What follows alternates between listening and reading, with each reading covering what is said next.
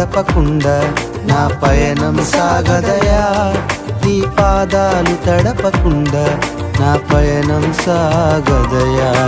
ప్రార్థన వలనే పయనము, ప్రార్థనే ప్రకారము, ప్రార్థనే ప్రాధాన్యము, ప్రార్థన లేనిదే పరాజయం.